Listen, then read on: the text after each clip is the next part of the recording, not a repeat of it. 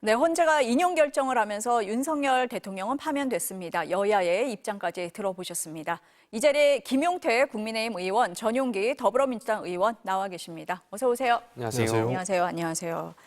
헌재 선고 오전에 있었는데요. 김 의원님 어디서 들으셨어요? 저는 오전에 저희 비대위 여당 지도부가 함께 모여서 같이 들었습니다. 제가 개인적으로 사실 윤석열 대통령 입당과 또 대통령 당선 당시의 지도부였습니다. 그때 최고위원으로서 또 역할을 했었고요. 또 오늘 이제 헌법재판소 결정이 있는 날 또 공교롭게도 또 지도부를 하고 있습니다. 그래서 시작과 끝을 함께 했는데 일단 국민 여러분들께 죄송하고요. 두 번째로 당원 여러분들께도 좀 죄송합니다. 참 많은 감정들이 교차했어요. 대통령께 이런 말씀들 더 많이 드릴 걸.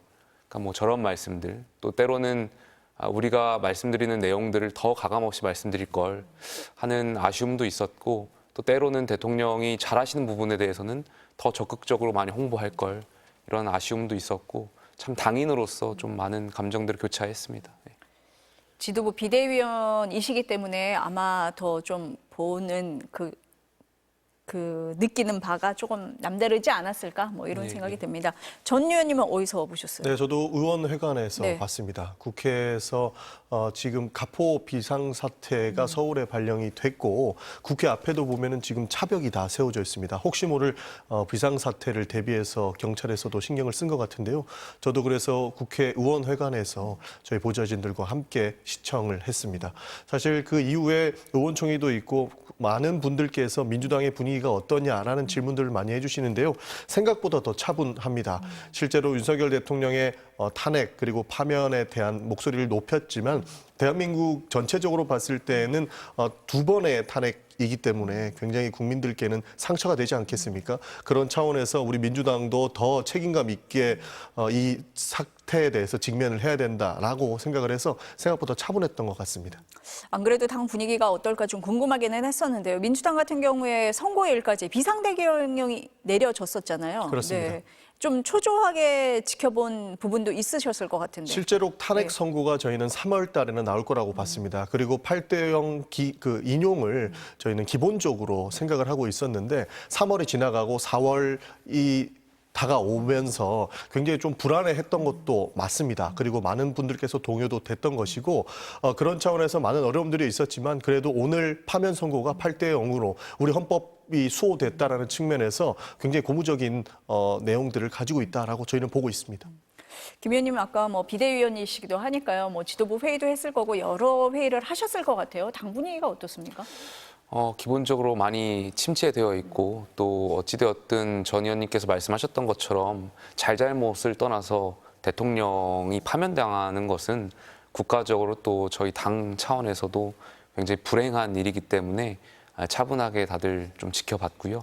다만 이제 저희가 지난 4개월 동안 당 차원에서 지적했던 것이 이제 절차적인 문제였습니다. 그리고 헌법재판소의 대통령 탄핵 심판이 선고 기일이 늦어지면서 많은 언론에서도 이제 5대3 대드락이라는 표현을 써서 이제 혹시 저희가 지적했던 그 절차적인 문제가 반영되어서 기각이 아닌 각하의 가능성이 있는 거 아닌가에 대한 분위기가 있었고, 사실 오늘 판결문을 봤더니 저희가 지적했던 절차적인 문제가 사실 반영되지가 않았습니다. 그래서 8대0으로 전원일치된 의견으로 파면당했고, 거기에 대해서는 당연히 저희 의원들 존중하고 저희 권영세 비대위원장께서 말씀하셨던 것처럼 헌법재판소의 결정에 승복하고 존중하는 것이 대한민국의 민주주의와 또 법치주의를 지켜나갈 수 있는 길이라고 말씀하셨던 것처럼 오늘 의총에서도 여러 의견들이 좀 나왔습니다. 의원님 말씀하신 것처럼 이제 국민의힘 안에서는 각하 또 뭐 기각에 대한 기대감이 컸던 게 사실이고 민주당에서는 뭐 만장일치 파면을 계속 얘기를 해 오셨잖아요. 그러니까 국민의 입장에서는 다른 결과가 지금 나온 상황이에요. 뭐 의원마다 조금 다르시긴 하시겠지만, 근데 뭐 권영세 비대위원장이 일단 받아들인다 이렇게 입장을 밝혔잖아요. 그게 당의 입장이다 이렇게 보면 됩니까? 당연히 당 대표격인 비대위원장이시고 오늘 비대위원장님만 말씀하셨던 것이 아니라 또 제가 의원총회 모두 발언에서 권성동 원내대표께서도 또 말씀을 주셨고요.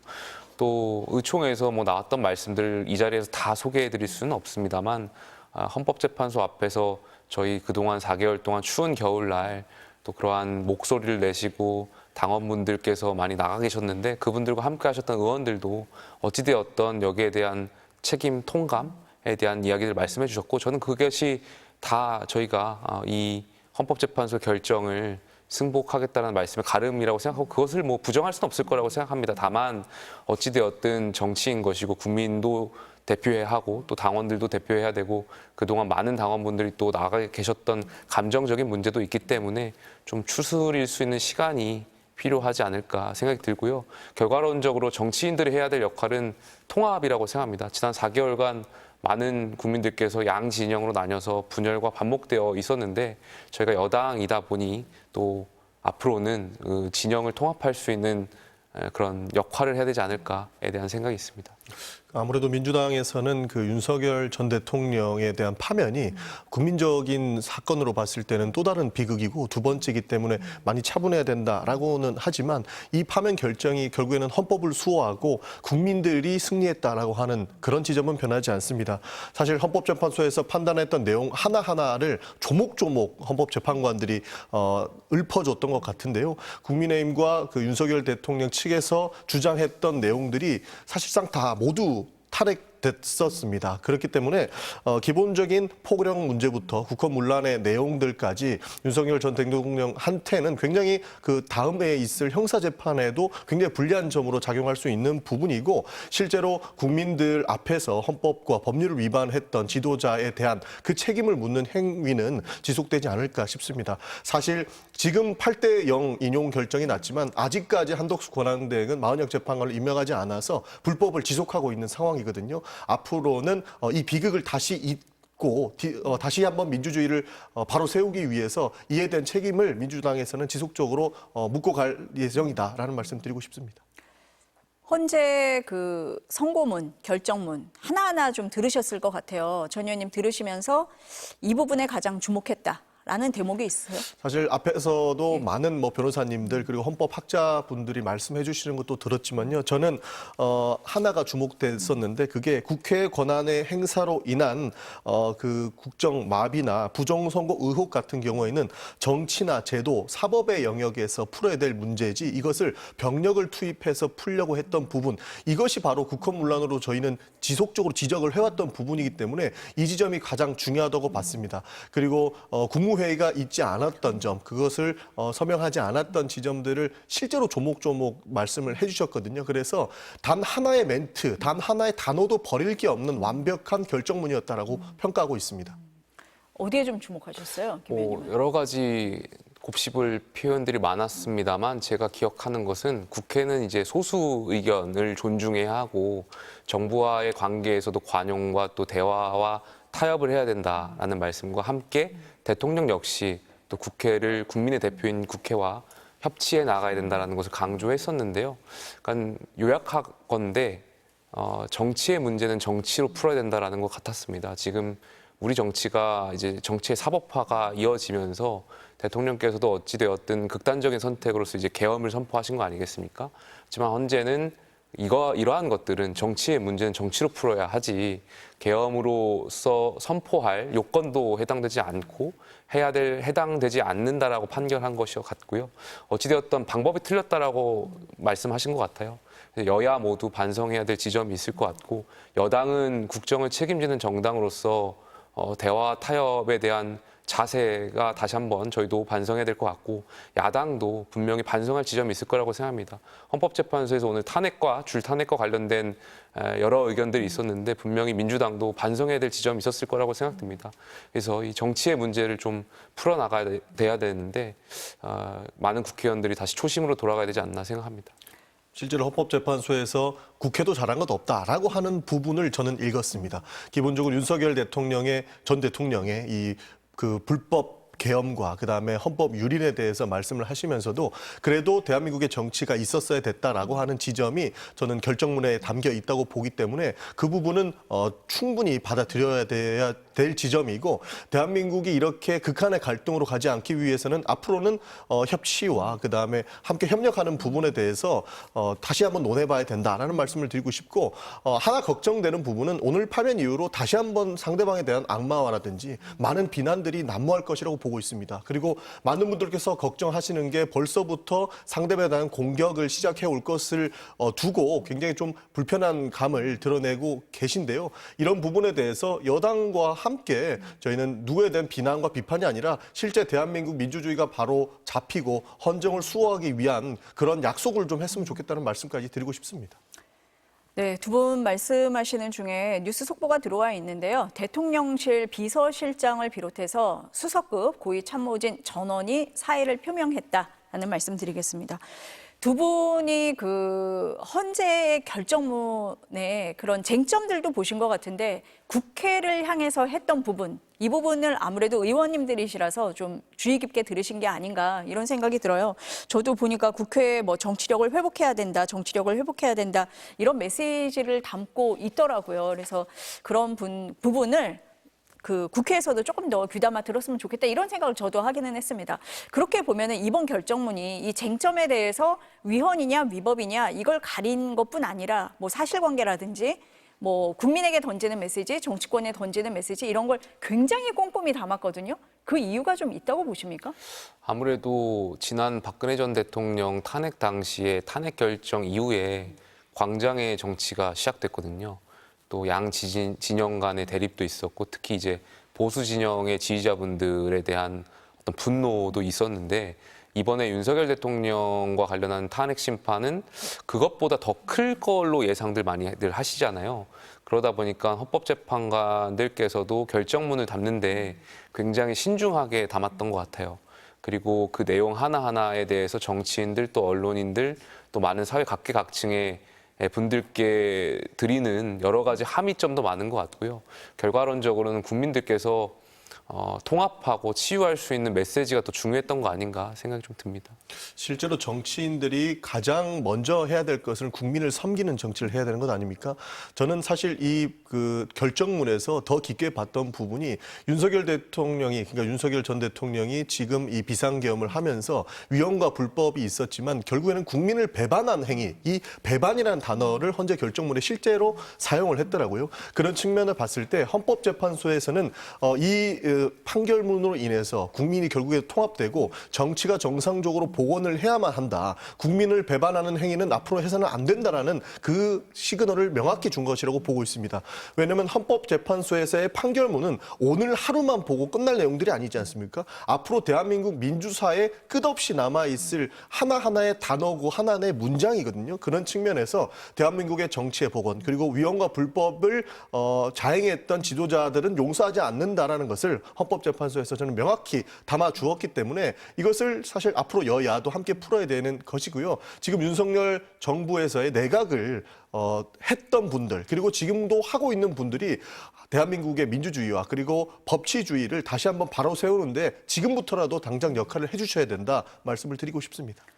두 분 모두 이제 이 사회 갈등을 극복해야 된다, 통합으로 가야 된다 이런 말씀을 하셨어요. 헌재가 그래서 전원 일치를 만들어내기 위해서 노력을 했다 이렇게 보십니까? 전원 일치 의미 어떻게 보세요? 그러니까 처음에 저희들이 조금 전에도 말씀드렸던 것처럼 예상했던 것은 아마 의견들이 갈려서 이견이 있어서 좀 시간이 오래 걸리는 거 아닌가에 대한 추측들이 있었잖아요. 그것과는 다르게 이제 헌법재판소가 이제 8대 0의 그 전원 일치된 판결을 했는데요.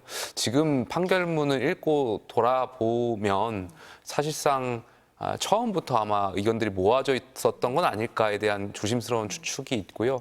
그러다 보면 아무래도 헌재도 좀 고도의 정치 행위를 한 거 아닌가 좀 생각이 들어요. 무슨 말씀이냐면 대통령이 국민의 주권자인 대통령을 탄핵 심판하는 그 과정에 대한 지적들이 많이 있었고 이것을 충분한 수기와 충분한 토의를 하는 모습들을 국민들께 보여드려야만 국민들께서도 받아들이는 것에 있어서 문제가 없다라고 판단을 하고 아마 그 과정들, 그러니까 수기의 과정들을 아마 헌재가 좀 시간을 공들였던 거 아닌가 이런 개인적인 생각도 좀 조심스럽게 들고요. 두 번째로는 아무래도 4월 2일 날 이제 재보궐 선거가 있었지 않습니까? 여기에 최소한의 영향을 주기 위해서 헌재가 좀 기다렸던 것 아닌가 이런 생각도 좀 듭니다. 아무래도 이런 판결이 또 선거에 영향을 미칠 수도 있기 때문에 좀 여러 가지 정치적인 정무적인 고려를 했던 거 아닌가라는 조심스러운 좀 추측을 해볼 것 같고요.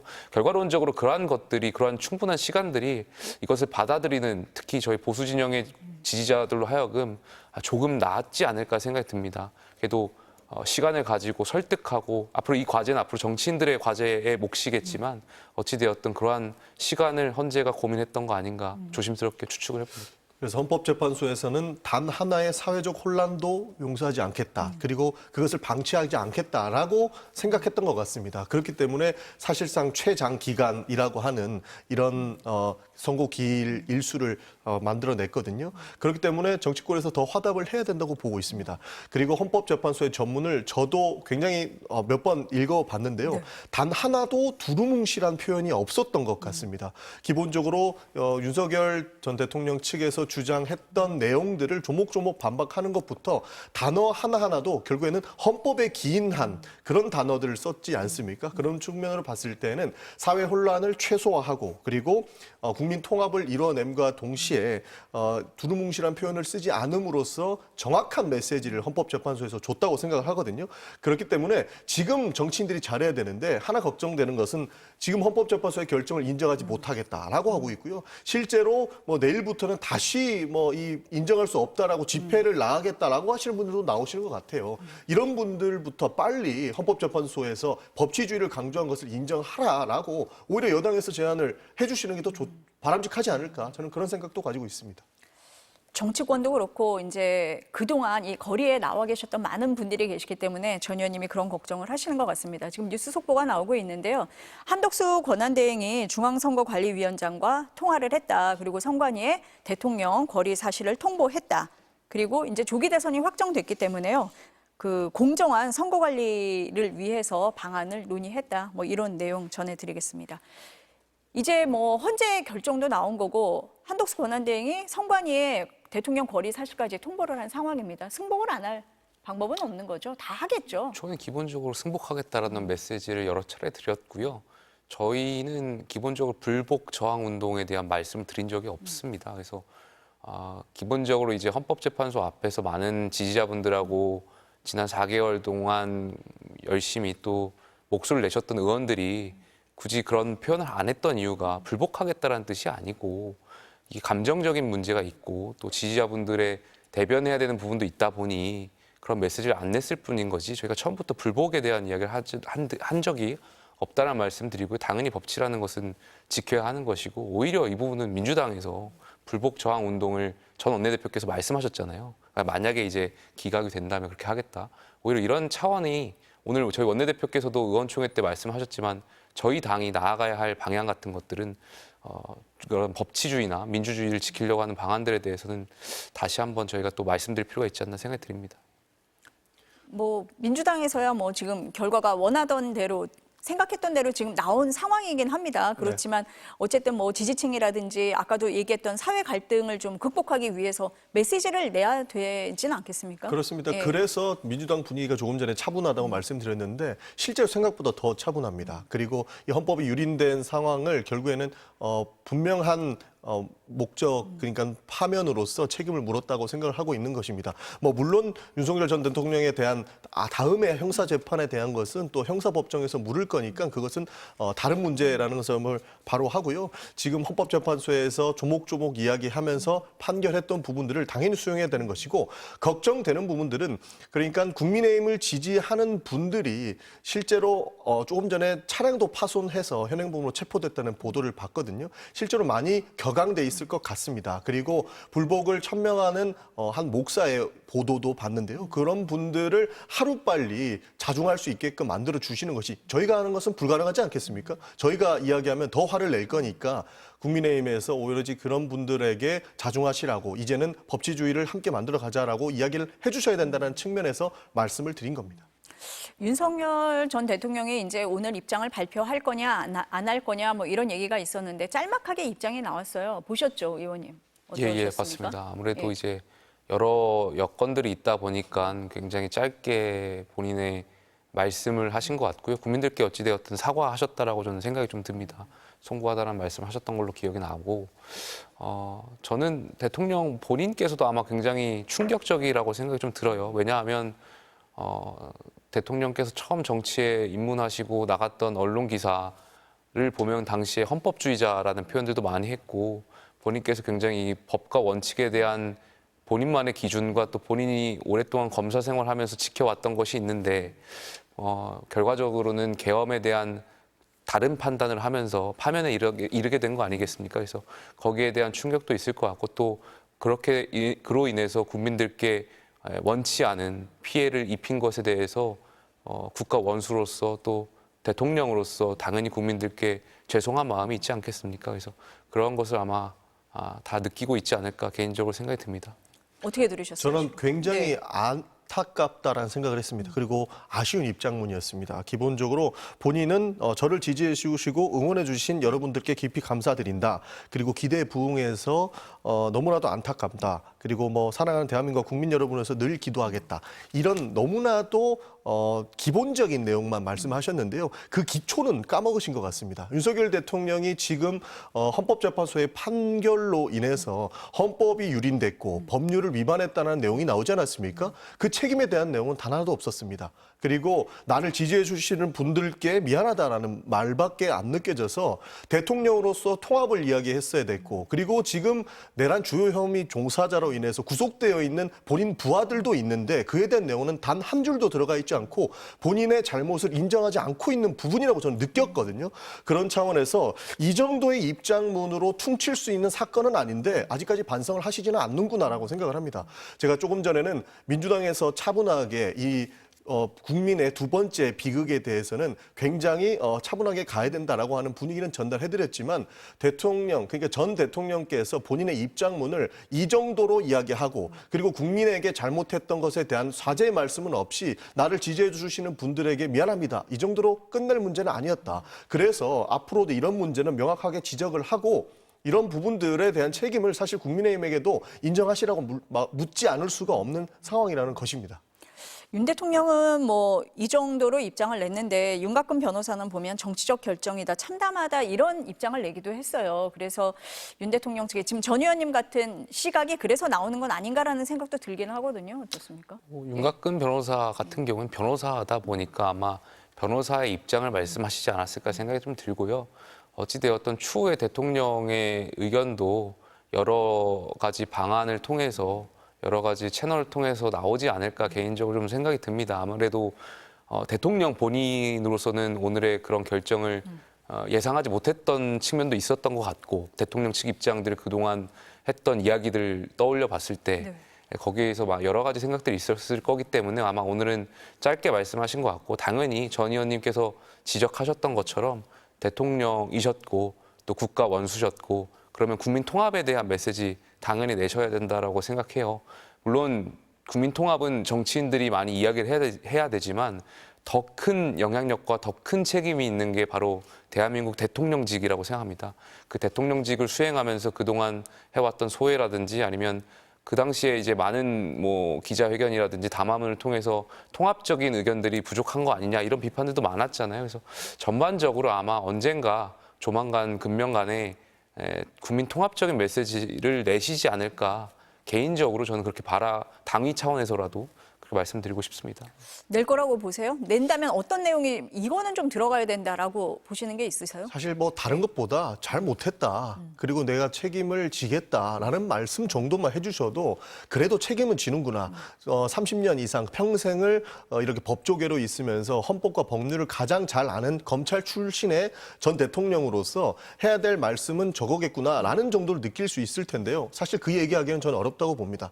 실제로 내 잘못이고 내가 책임지겠다라고 이야기하는 것들은 사실상 다음에 있을 윤석열 전 대통령의 형사재판에 중요한 영향을 미칠 수 있는 부분이거든요. 실제로 본인은 지금 말도 안 되는 법 기술자들로 인해서 저는 그렇게 평가하는데요. 그분들로 인해서 구속 취소가 된 상태지만 그 밑에서 실제로 임무를 종사했던 그 불법 계엄에 가담했던 사람들은 아직도 옥중에 있습니다. 근데 그런 분들에 대한 책임까지 본인은 수괴로서 우두머리로서의 재판이 남아있기 때문에 통합적인 메시지는 낼 수 있겠습니다만 본인이 책임을 다하겠다. 그리고 불법 계엄을 아직까지 인정하고 있지 않은 부분을 추후에 인정할 수 있는 가능성은 낮지 않을까 하고 조심스럽게 평가해 봅니다.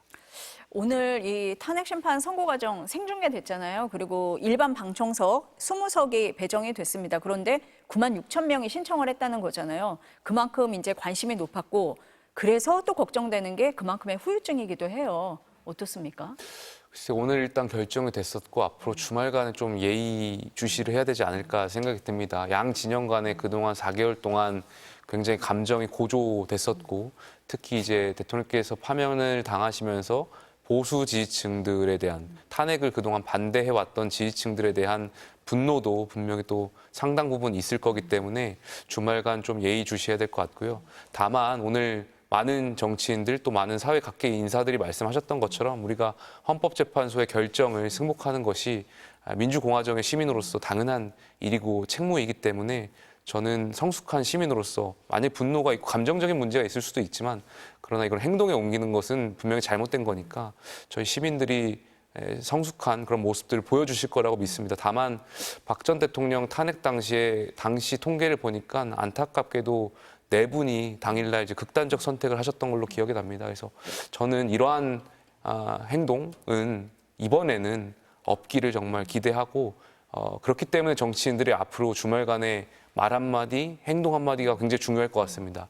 이 상황을 여야 정치인들이 이용하기 위해서 뭔가 메시지를 내기보다는 가급적 통합적인 메시지를, 치유의 메시지를 내주시기를 간곡히 기대하고 있습니다. 그러니까 국민의힘 지도부 비상대책위원회에는 권영세 비대위원장을 비롯해서 김용태 의원까지 국민께 죄송하다는 말씀을 내고 있는데 저는 원내 지도부는 생각이 좀 다른 것 같습니다. 실제로 파면 선고가 있고 난 이후에 권성동 원내대표는 이재명 막아야 된다라는 말씀을 하셨거든요. 그러니까 정확한 워딩은 제가 생각이 안 나지만 이재명에게 뭐 정권을 넘겨줄 수 없다 이런 방식의 멘트를 쓰고 계시더라고요. 결국에는 파면과 동시에 이 조기 대선에 대한 그런 메시지를 내면서 결국에 또 야당 지도자를 비판하는 지경에 이르렀습니다. 이렇게 되면은 비대위원회의 메시지와 원내 지도부의 메시지는 정반대의 루트를 겪고 있는 것이고 여기에서 나오는 사회적 혼란이 더 가중될 수 있기 때문에 오히려 비대위원께서 원내 지도부의 그런 비난적 발언 그런 부분들은 바로 잡아주셔야 되는 것이고 파면되고 최소한의 기간만큼은 대통령에 대한 그 반성의 메시지를 먼저 내셔야 되는 것 아닌가. 그리고 그 이후에 치유와 화합과 통합의 메시지를 내시는 게 맞는 것이다. 사실 저는 처음에 권영세 비대위원장의 입장을 듣고 나서 그래도 국민의힘에서 생각 있는 분이 비대위원장으로 계시구나 함과 동시에 권성동 원내대표께서 뭐 이재명한테 다 줄 수 있냐 이런 식으로 말씀하시는 거 보고 사실 충격이었거든요. 그것부터 하나씩 바로 잡아야 되는 것 아닌가 하는 생각이 있습니다. 어쨌든 김 의원님 말씀하신 것처럼 뭐 주말 사이에 그런 불상사가 없어야 되니까요. 정치권에서도 한마디 한마디 좀 신중하게 내주셨으면 좋겠다 이런 생각이 듭니다. 앞서서 잠깐 재보궐선거 말씀을 하셨는데 그러면 4월 1일 선고일 공고가 된 게 재보선에 영향이 좀 있었다고 보시는 건가요?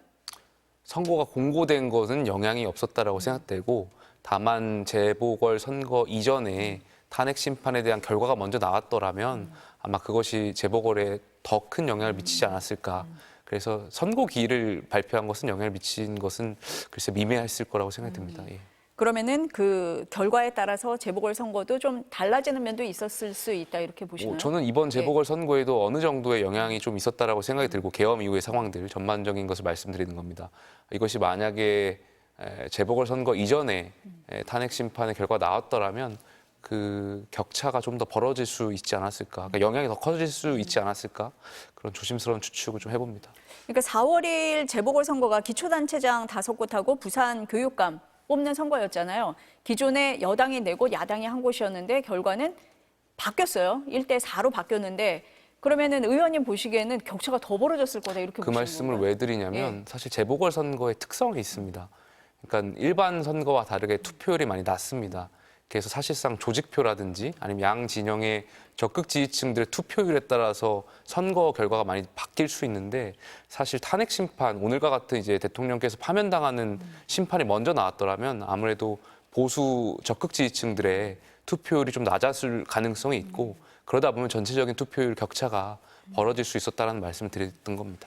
아무래도 영향이 없었다라고 보기에는 어려웠을 것 같습니다. 왜냐하면 지금 그전 윤석열 전 대통령의 헌법과 법률 위반이 명백하다라고 판결문에 실리는 것처럼 실제로 선거에는 영향이 미칠 수 있겠죠. 방금 김용태 의원님 말씀해 주신 것처럼 어떻게 보면 조직적인 그리고 관심 있는 분들이 투표장에 나가는 경향이 깃든 것이 결국에는 그 재보궐선거거든요. 그래서 사회적 아마 혼란이 가중됐다면 영향이 있을 것이라고 봤던 것 같고 그래서 헌법재판소에서도 이 일정을 일부러 후에 열게 된 것 아닌가 하고 조심스럽게 추측이 가능한 것 같습니다. 만약에 그 전에 나왔다면은 이에 대한 영향이 크다라는 비판을 헌법재판소에서도 받을 수 있었기 때문에 그에 대한 논란을 없애고자 오히려 4월 4일에 기일을 잡아서 다른 사회 혼란을 없게 만들고 재판은 재판대로 그 판결문에 의해서 국민께 평가받을 그런 과정을 만든 것 아닌가 하고 보고 있습니다.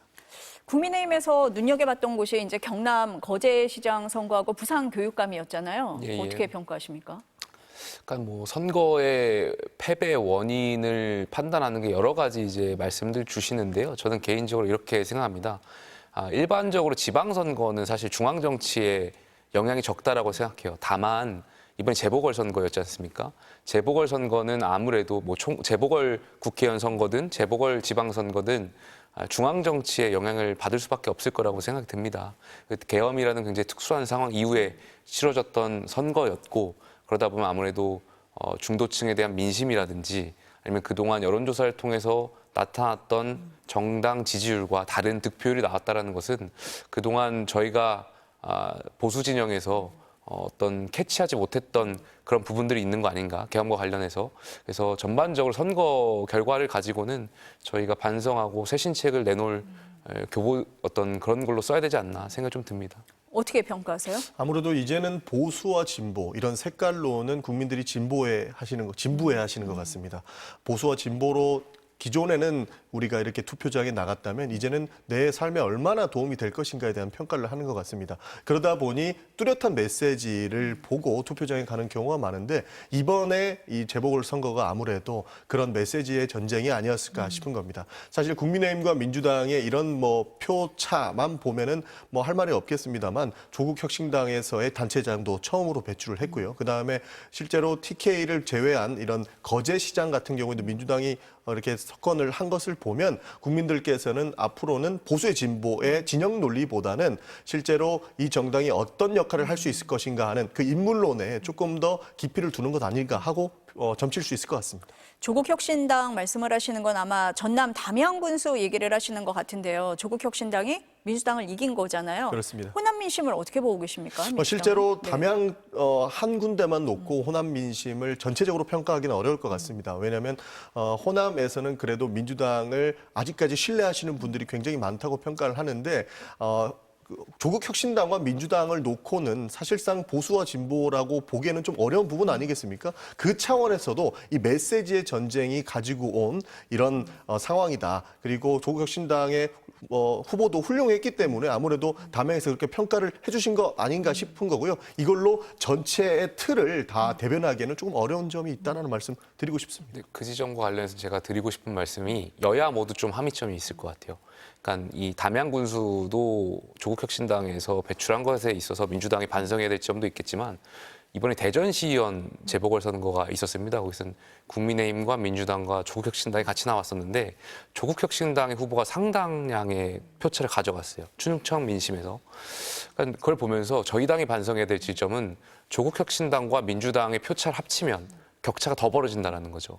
그래서 중도층에 대한 판단들이 이랬었구나에 대한 반성을 할 필요가 있고 민주당 같은 경우에 반성해야 될 지점은 어찌되었던 조국 혁신당이 대전시의원에서 많이 상당 부분 가져갔다는 것은 민주당에 더 가져가야 될 부분을 조국 혁신당이 대한정당으로서 가져갔다는 거 아니겠습니까? 담양 군수도 아마 그런 비슷한 논리로 민주당이 고민해야 될 지점이 많을 거라고 생각이 듭니다.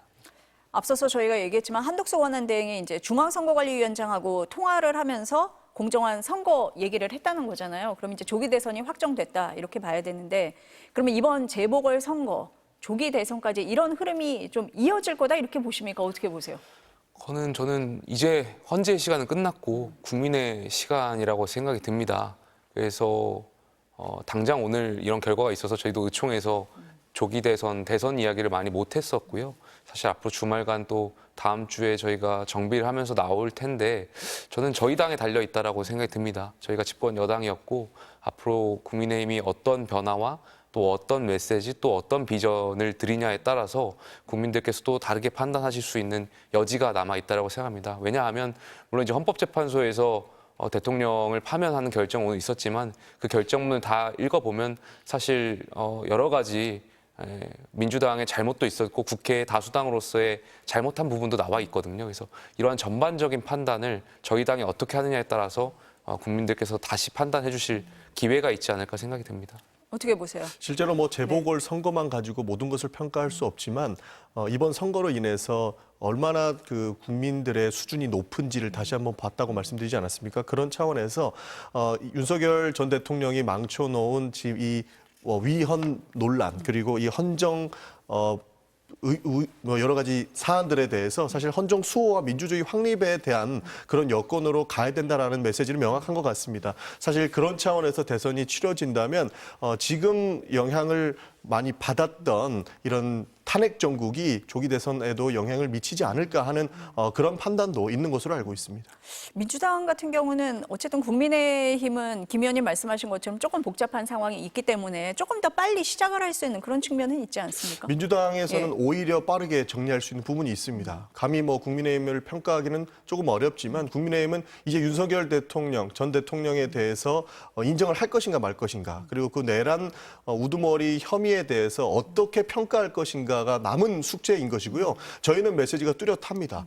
다시 헌정을 수호해야 되고 다시 민주주의를 바로 세워서 지금 헌법재판소에서 얘기했던 뭐 경제, 사법, 사회 질서 전반에 대해서 다시 한번 바로 세우겠다는 메시지를 국민들께 전달할 거기 때문에 아무래도 국민의힘보다는 민주당이 그런 부분에서 국민들과 함께 이야기할 부분이 더 많지 않을까 싶습니다. 지금 말씀을 하신 것처럼 이제 윤석열 전 대통령과의 관계를 어떻게 가져갈 거냐 이 부분이 좀 관심이 되고 주목이 되기는 하거든요. 중요한 문제겠죠. 물론 이제 대통령께서 계엄을 선택한 것이 굉장히 극단적인 선택이었고 잘못된 판단이었던 것을 오늘 결정이 되었습니다만 그렇다고 해서 윤석열 대통령이 국정 운영 기조라든지 이런 것이 잘못됐던 건 아니라고 저는 생각해요.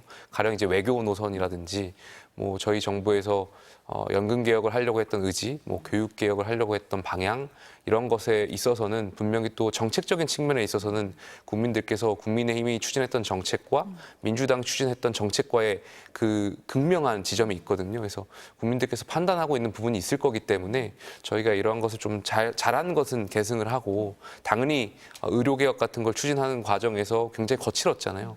이런 소통이 부족했었고 이런 당사자 간 그리고 또 구성원들 간의 대화 타협이 부족해서 밀어붙였던 측면 이런 것은 분명히 잘못된 것이거든요. 그래서 이런 것을 좀 고쳐 나간다면 분명히 정책적인 측면에서 국민들께서 또 국민의힘에 또 다른 판단하실 수 있을 거라고 생각합니다. 가령 또 계속해서 이제 예를 드는데 뭐 주 52시간제라든지 뭐 예외를 하려고 두는 그런 부분이라든지 또 이 건전재정을 하려고 했던 노력들이라든지 이런 정책적인 측면은 정치와 분리해서 판단해야 될 부분들이 있기 때문에 저는 시간이 조금씩 지나면서 국민들의 선택을 받을 수 있도록 저희가 더 쇄신해야 된다고 생각이 듭니다. 저는 국민들께서 윤석열 정부를 겪으면서 나만 옳다, 내가 옳다라고 하는 지도자가 있을 때 얼마나 대한민국을 위기 상황에 몰아넣고 갈 수 있는지를 느꼈던 것 같습니다.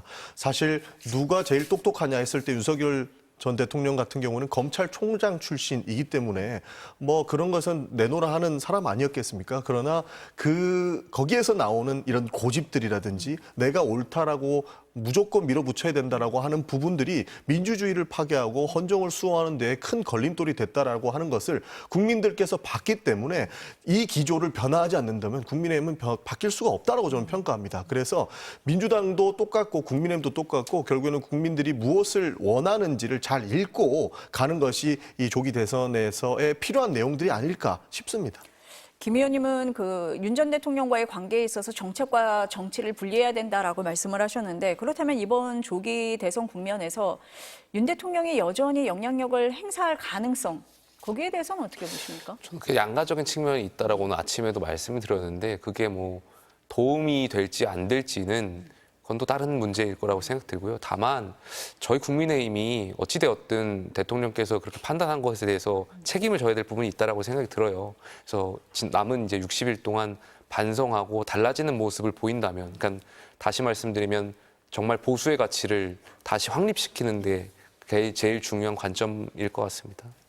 어떻게 보세요? 윤 대통령이 영향력을 계속 행사할 걸로 보십니까? 아니면 한 걸음 떨어져 있을 거다 이렇게 보세요? 어떻게 보세요? 한 걸음 떨어져 있기에는 어렵지 않을까 싶습니다. 제가 과거 방송에서도 한번 얘기했었는데 제가 평가하기로는 이번 조기 대선은 윤석열 사면 전쟁이 되지 않을까 싶습니다.